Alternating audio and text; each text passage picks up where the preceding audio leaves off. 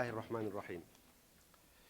Ladies and gentlemen, it gives me great pleasure to be with you today, and I thank all of those present at Chatham House, Yemen Forum, for allowing me to present my insight into current situation in Yemen, with a strong focus on the National Dialogue Conference, which, as you know, is coming to a close in the next few weeks. As it stands, the final meeting is currently being prepared to approve the recommendation of the teams involved and to agree on the final document and the dialogue.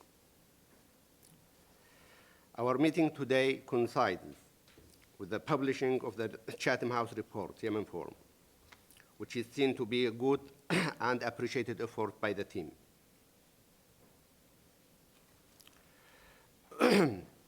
As some of you may have realized, the publishing date is also significant, as it is concur with the Friends of Yemen conference being held in New York today. We made several observations on this report and acknowledge that any advice we received serves the interest of Yemen. Though it is important to look at the negative points, we must also shed light upon the positive achievement which we have seen over the transitional period.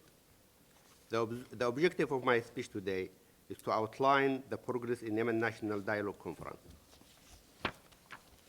As I mentioned previously, it is fortunate that we participate today in this important seminar in conjunction with the Friends of Yemen meeting, which is being held in New York. We hope that the outcome of the conference will contribute in supporting the Yemen National Dialogue and Yemen's future. The meeting also creates an important opportunity to assess the progress achieved in political, economic, and security fields, address the challenges faced by the political process, and discuss the steps required to help Yemen through the Friends of Yemen and international community as a whole. Yemen has come a long way down the path to a political settlement based on Gulf Cooperation Council initiative and its implementation mechanism, as well as United Nations Security Council resolution 2014 and 2051.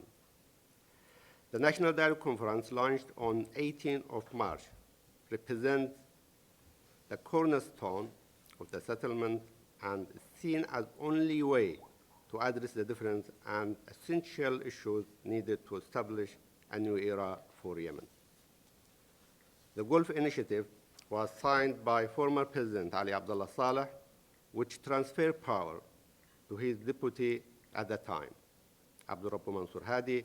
Thus, a new government was formed consisting of the General Public Congress, GPC, as well as the GMP and its partners. This was followed by the presidential election on 21st of February 2012, in which 55% of registered voters participated and was won by the signal candidate, President Hadi, with 90% of the vote. This percentage stressed the idea that Yemenis wish to turn to the page on differences and achieve a peaceful transition power.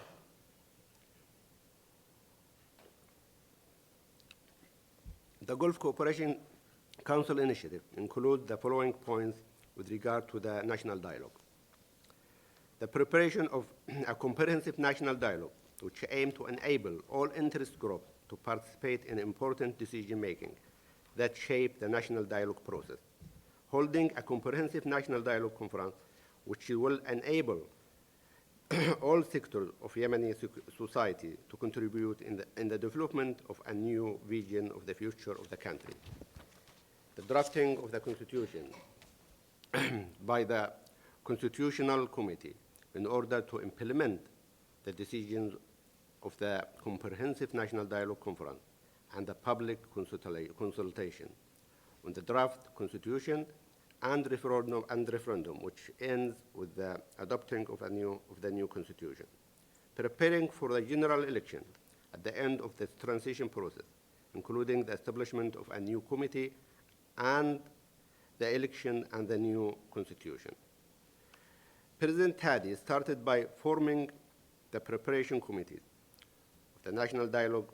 He began with forming the communication commission, which include 8 members, followed by the technical committee to prepare for the national dialogue conference on July 14, 2013. It was made up of 31 members, representing all the groups that will participate in the national dialogue. And this committee has a function of sitting and preparing for the conference as well as the draft agenda. Theme, draft role procedure, and also determining all organizational and administrative aspects. Yemen was able to make progress during the transitional process by convening of the first session of the dialogue, which began on March 18 in memory of the Friday of Dignity in the square, in the Change Square.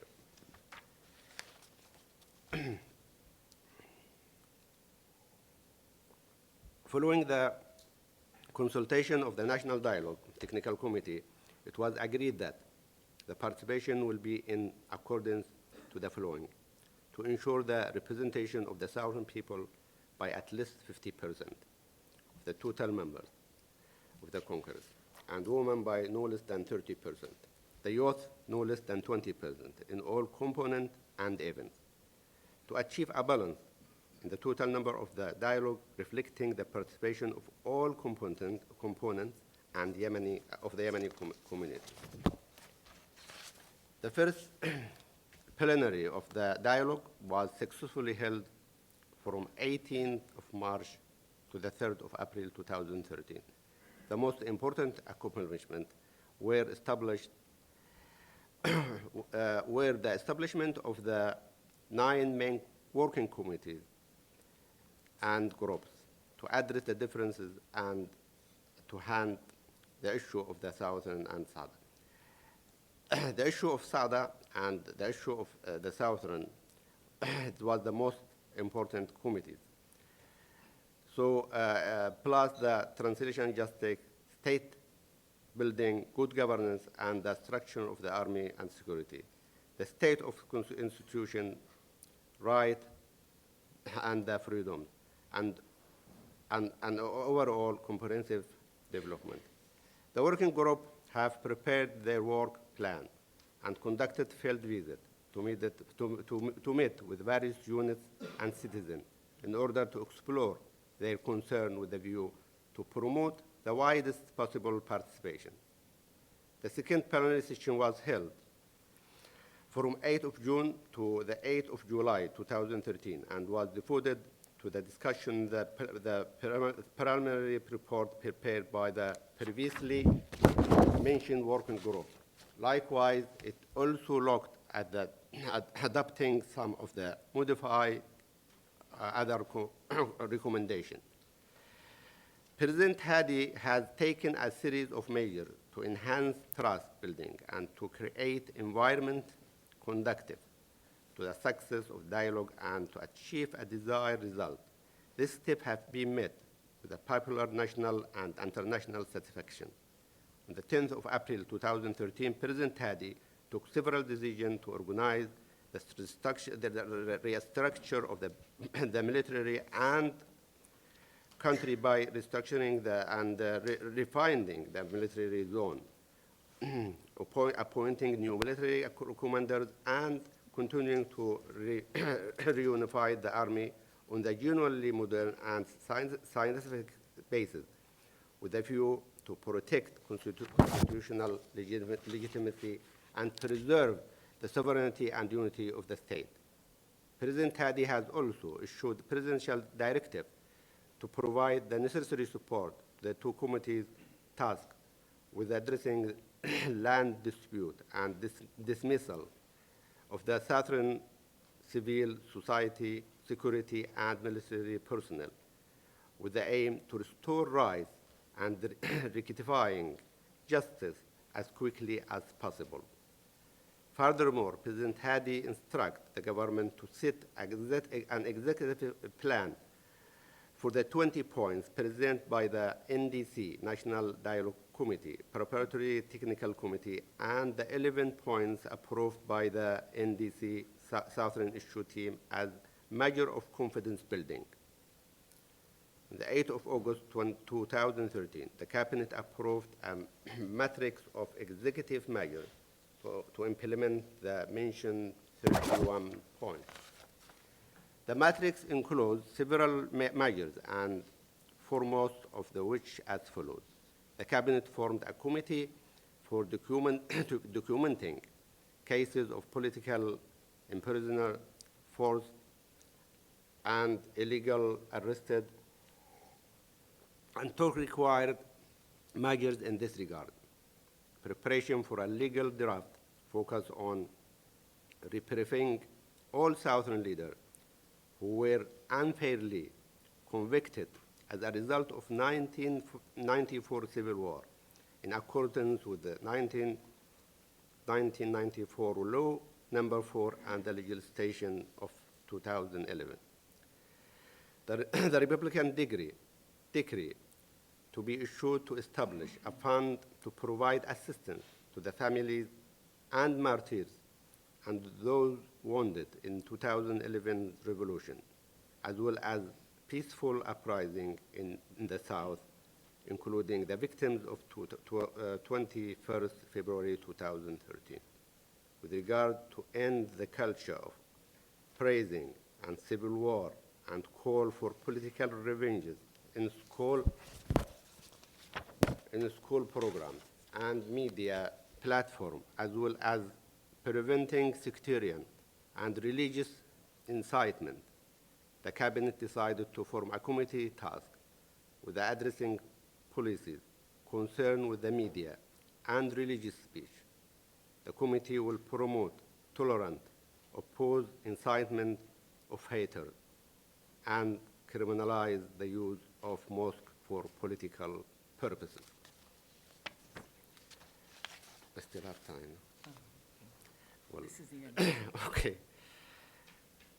Well, ladies and gentlemen, Yemen is facing many political, economical, and security challenges, and efforts are being made to address them.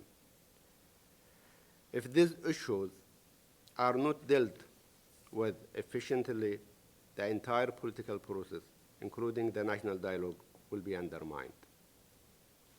We are aware of the work and effort which will follow the national dialogue, and understand that coming phase is the most crucial to complete Yemen's path to political settlement. We have witnessed the most difficult of days, and now look into a brighter and more purposeful future for Yemen and its people. And of course, this future can only be created by the strong, determined people of Yemen. Ladies and gentlemen, we in Yemen hope that all friends of Yemen and national community will support Yemen's effort to maintain unity and stability. Thank you for your effort. Wassalamu alaikum wa rahmatullahi wa barakatuh.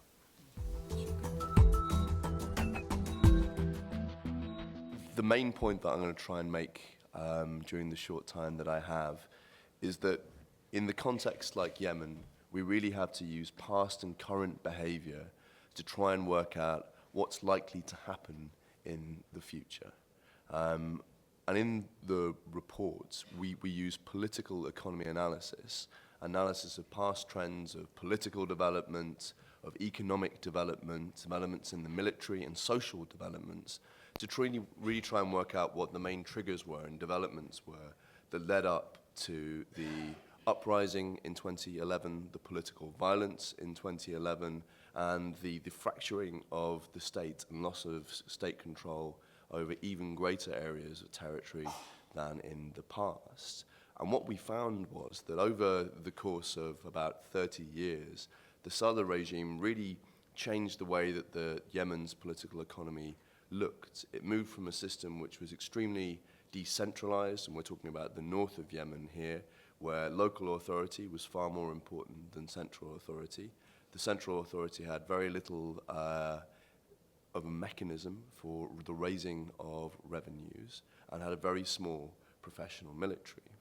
And over the course of that 30 years, the state built up some legitimacy, but it didn't do it by creating a monopoly over violence or by providing services or providing some of the state functions you'd expect, although it did provide some of those.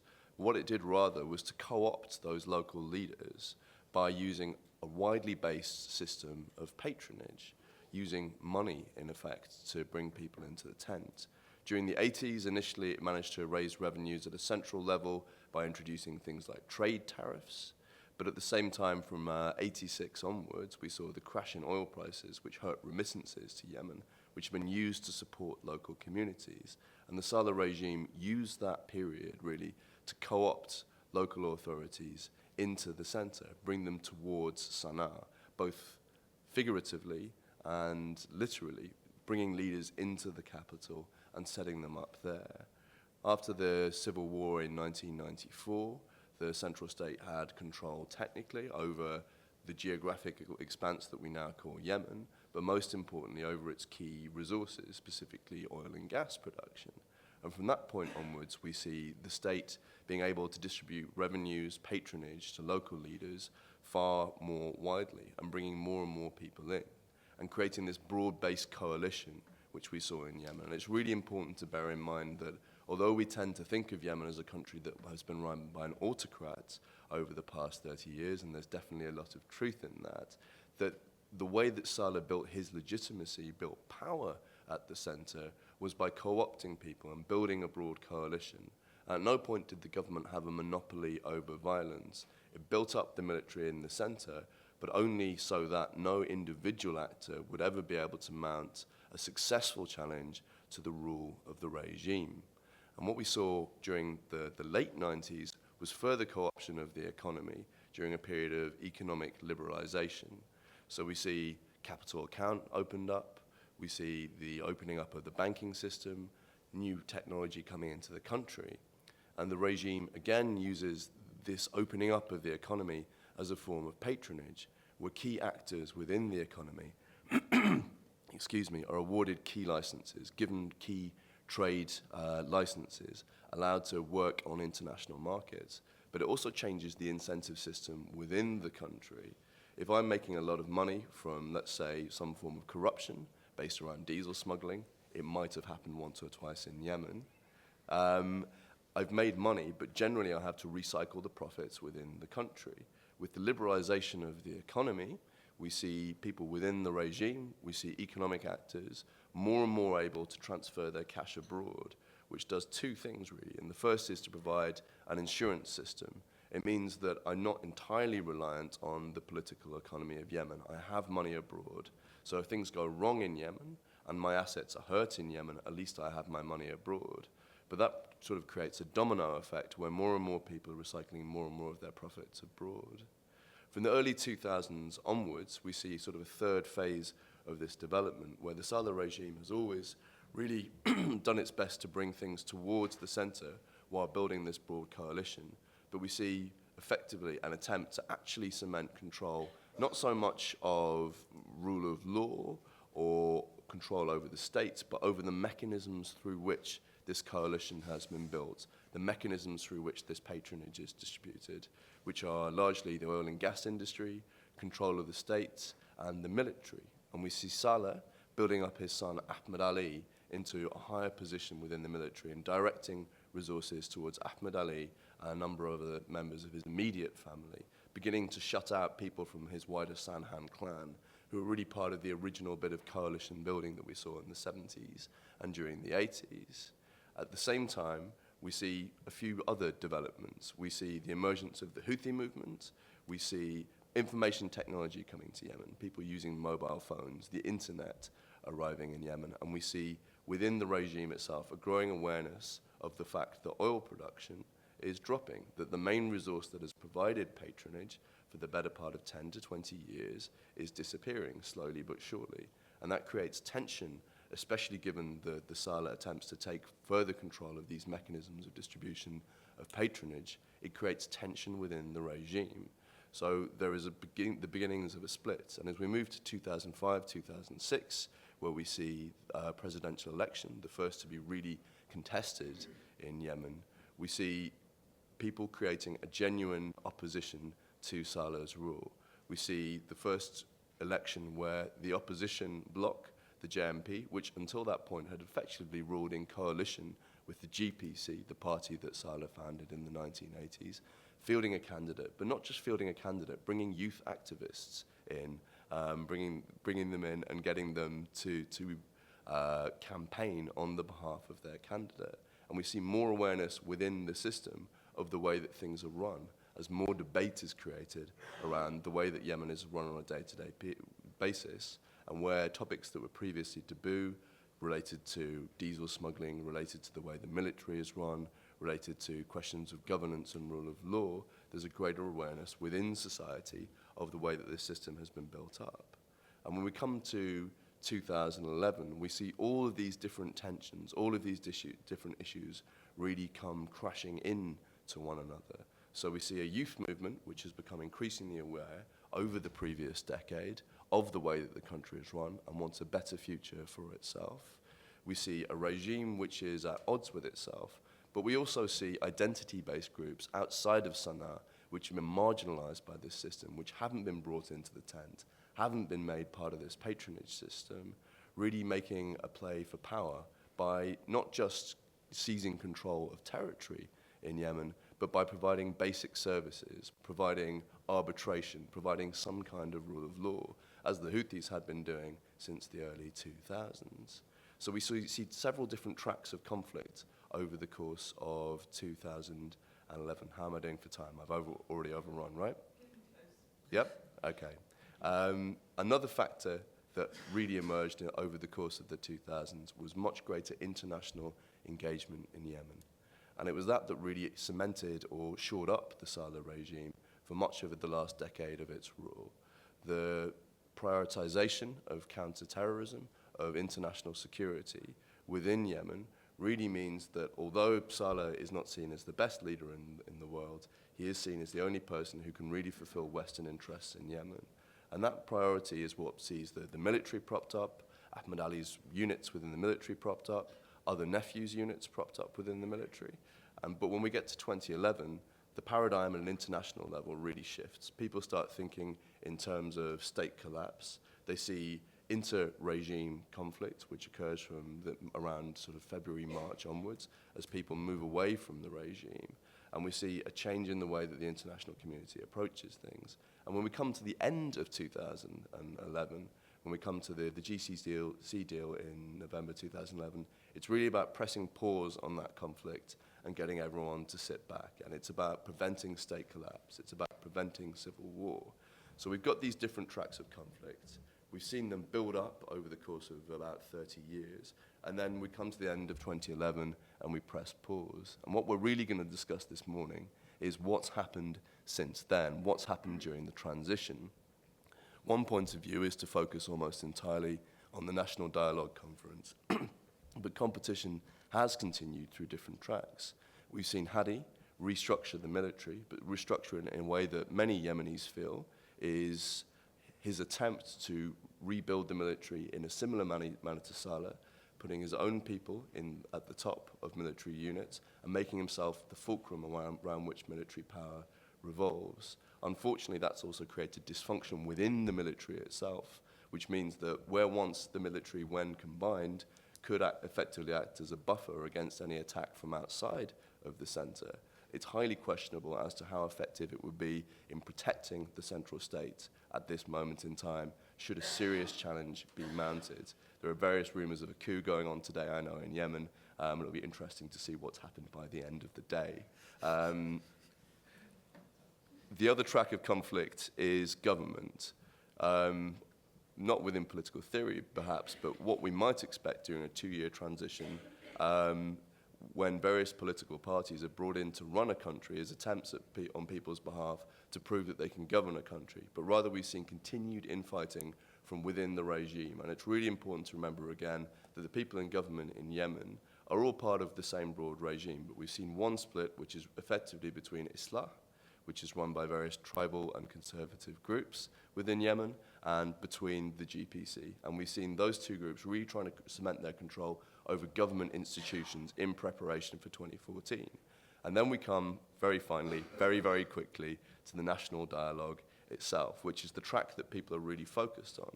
But the national dialogue so far has not produced any substantive results. And even when we do have a constitution in our hands, and even if that passes through a referendum, the simple fact of the matter is that the same regime figures, the same people that were part of this system, where Yemen's resources were used to build a broad coalition, where they weren't recycled into the economy, weren't recycled for the use of people in general, will prevail in elections in 2014 and will be asked to implement this new constitution.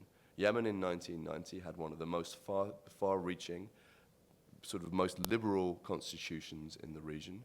From the early 2000s onward, it embarked on what it called a decentralization project. There are various other political and economic reforms that have been there on paper in Yemen for up to 20, 30 years that have not been implemented because of the way that institutions have worked in Yemen and the control of these figures and the interests of these figures over the course of the last few years.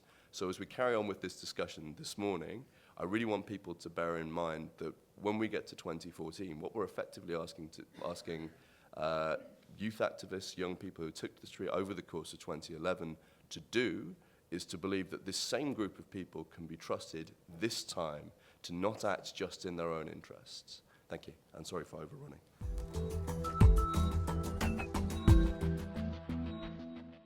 I'm going to use this time to set Yemen's transition more in the context of regional dynamics and particularly international perceptions of and policies towards the Arab uprisings.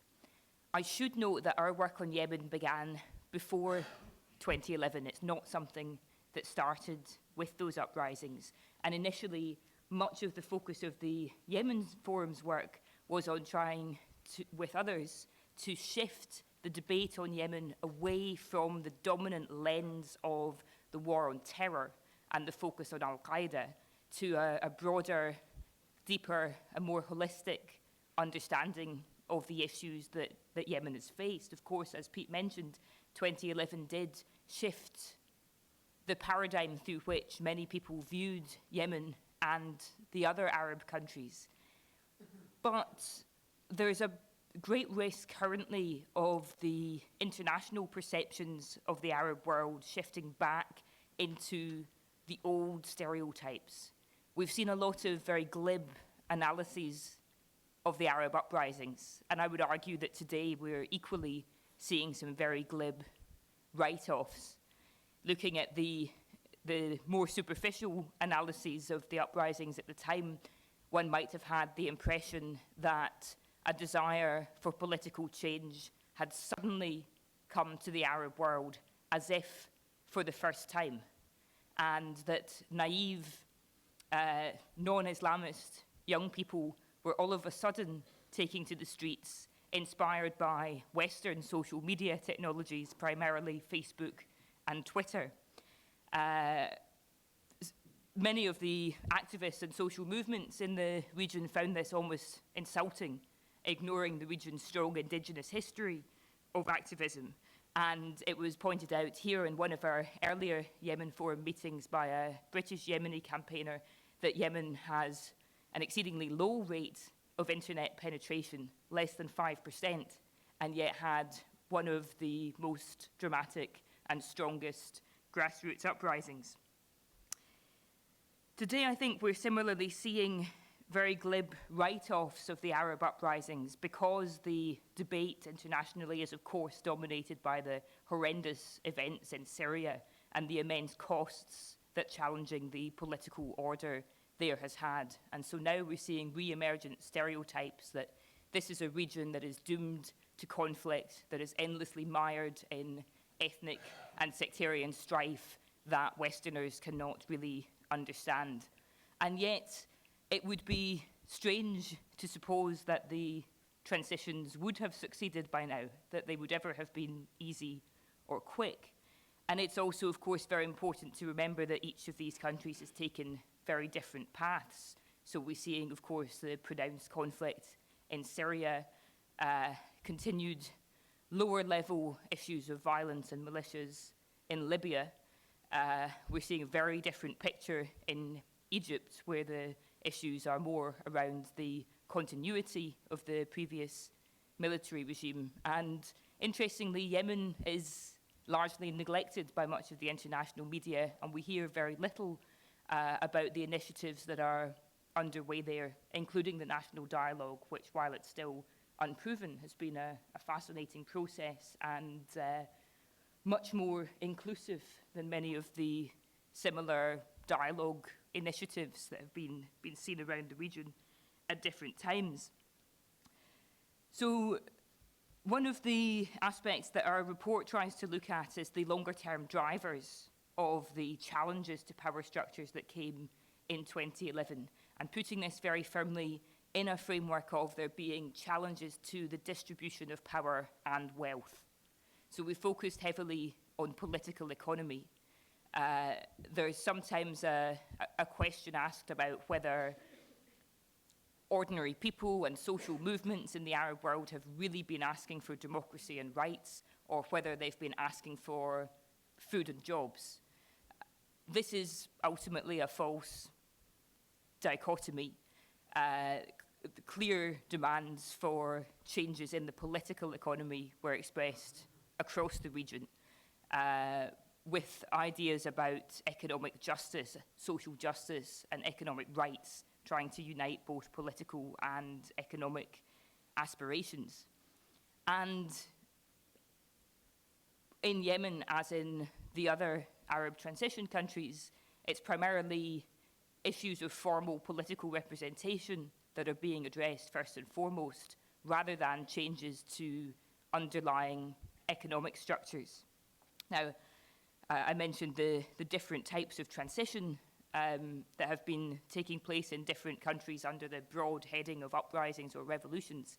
And Yemen's case seems a clear example of a negotiated transition, or what's also sometimes been called in the literature a pacted transition, a model that was quite often seen in Latin America. Chile is one example, Spain is another example. And advocates of this approach to transition say that when there is a negotiation, essentially where an opposition has got a certain level of critical mass and an existing regime has a certain level of internal divisions, and they find some way to negotiate and to work together, the advantage is finding a peaceful means to negotiate change, avoiding the cost of civil war. The disadvantage is that negotiation transitions tend to also limit the parameters of change. And the studies of Latin American examples have suggested that they particularly tend to avoid either profoundly challenging the role of the military or profoundly challenging property interests, as it's when these vested interests are threatened that the transitions can be destabilized. Against that, nothing is that predictable. Human behavior doesn't have very clear rules. And we could look at Egypt also as an example where a negotiated transition was being tried. The role of the military and the role of property rights were not profoundly challenged, and yet the transition still became destabilized. In the case of Yemen, of course, the country has extremely severe resource issues to grapple with, as you'll all be very aware of, particularly around declining oil production, water, and food. So compared with the other Arab transition countries, it has a much deeper and more urgent need to deal with some of the underlying economic issues, including the distribution of wealth. Finally, as I'm probably running out of time, I'll just briefly mention the issue of Gulf and Western cooperation over Yemen. This has been one of the areas where the GCC and the West have in many ways been cooperating quite effectively, particularly the US, UK, and Saudi Arabia, the major donors to Yemen. partly based on a shared prioritization of security concerns, especially over al-Qaeda in the Arabian Peninsula, although there are more differences of opinion when it comes to Iran. This was a case unlike Egypt, where the Gulf and the West were broadly able to agree on the transition plan, agree that it was time for change. But looking at the dramatic recent divergence between the Gulf countries and the West on Egypt, awkward questions do still need to be asked about the extent to which there will be future divergences over the pace and the extent of political change and development in countries where the Gulf and the West both have interests. It shouldn't be overstated. It's certainly not a clear example of the Gulf states trying to hold back democracy while the West tries to support it.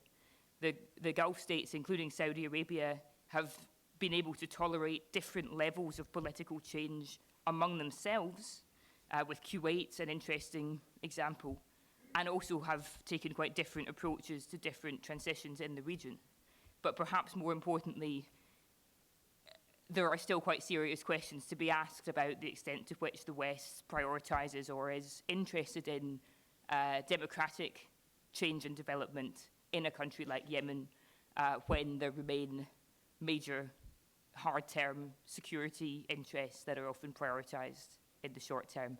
We have much more about those policy tensions in our report. Please do read it, and please do take the time to give us some feedback if you can. Thank you. I'm going to try to be as concise as possible, even though in the UN we have a different definition of time than you do, because our definition is a minute is 3 minutes in the UN, so I'm not going to do that. But I'm going first to speak about the national dialogue in brief, then I will tell you what my concerns about Yemen are. According to the UN, there are 4 issues that are bedeviling the national dialogue, namely the Southern issue, Sada, building state, and transitional justice. The other issue, Peter, the other working groups did produce a lot of work. So the national dialogue is relatively a success if you isolate these 4 issues. In the Southern issue, there are mainly 4 proposals. One from Iraq, that is the faction of Muhammad Ali Ahmad who is participating in the discussion. His proposal for a resolution of the Southern issue is separation, albeit he will guarantee that the future state in the South will have a brotherly relationship with the North. Then the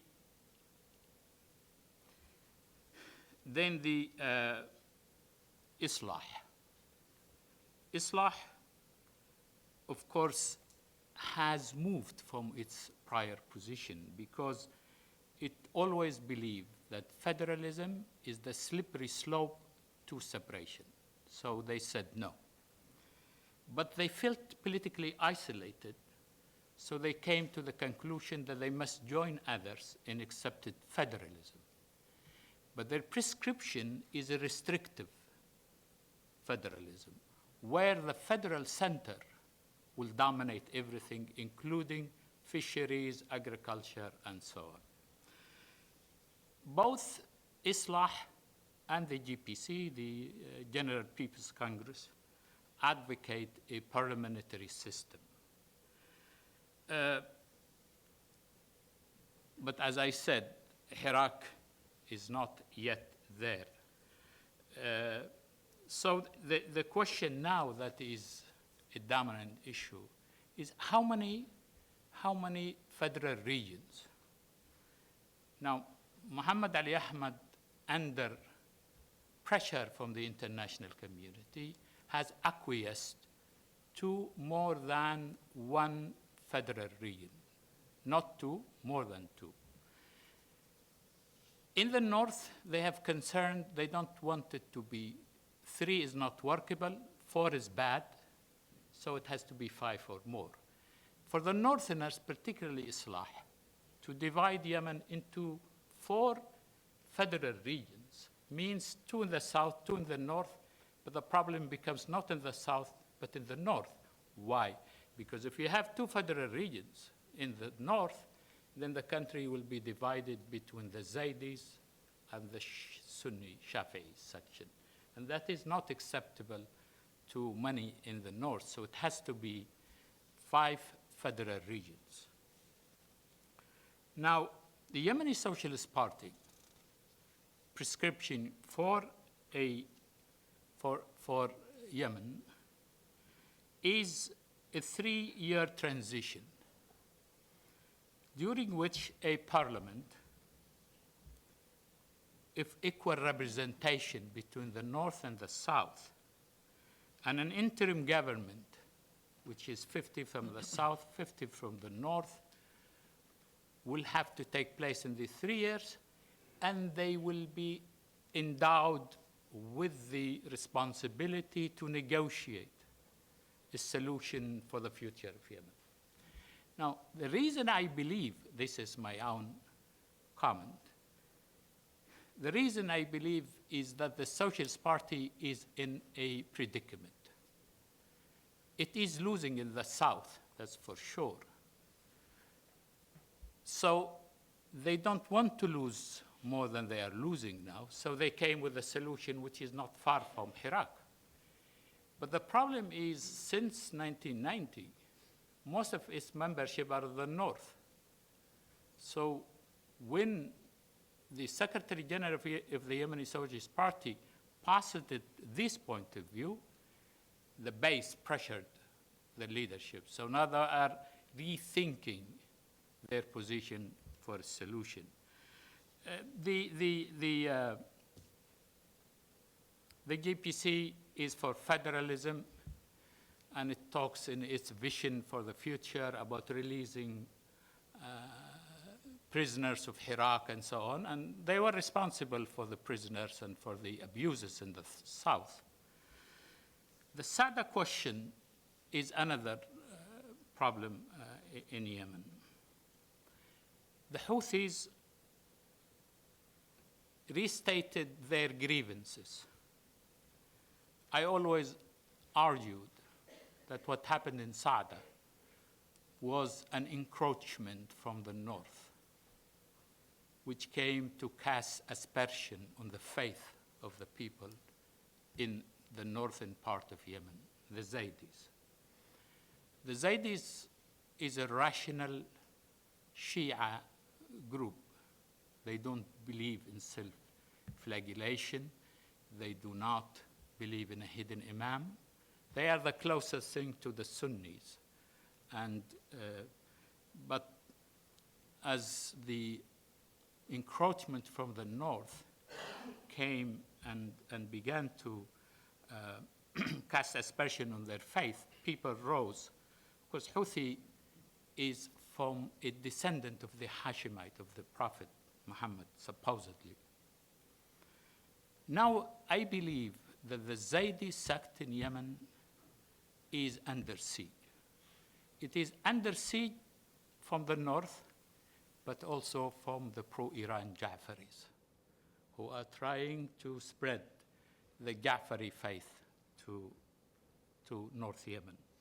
So it's a problem. The best, in my view, and I did some work for the UN on the different visions, the best solution for the military might of the Houthis was suggested by the Iraq.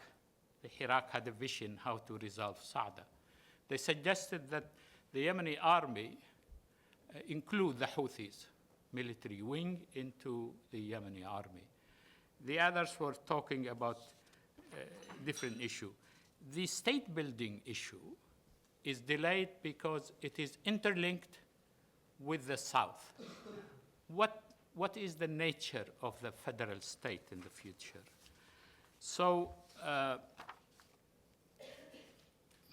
but I believe that irrespective of demography, irrespective of the norms of democracy, survival of the Yemeni project dictates that a power sharing between the South and North must take place. And I think Jane was speaking about transitions in Latin America, and I am aware that in transitions, what is exceptional tend to become permanent. And that is a slippery slope, very dangerous issue. If you make exceptions, then they tend to become permanent. But as I see it right now, it's very difficult to overcome this problem. There is now consensus that the state will be federal, but of course, as I said, how to divide that, how to do that.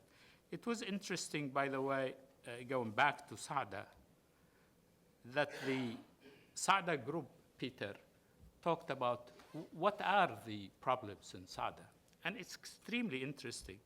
It said weakness of the state. That's why the encroachment was very easy. But then it says lack of development, which is obvious, foreign intervention. And one of them argued in the group, is an independent guy, and said foreign intervention, he said, from Iran, Saudi Arabia, and Egypt. Egypt, of course, the Muslim Brotherhood, Iran, the Ja'faris, the Saudis with the Wahhabi, the Salafi version of the state. And it said infiltration of thoughts, which is, and then, of course, SADA is easier to resolve than the South. But SADA the movement is much more coherent and organized than is the South in Iraq. It is a potent military force, and believe it or not, it is training some of Iraq fighters to fight in Yemen. Of course, the conductor of the orchestra is Iran. Iran is instructing both to cooperate. And it's interesting that in the dialogue, national dialogue, the two cooperate. So if the Iraq is absent, it is Houthi that informs them, send them a minute of meeting, and the opposite is correct.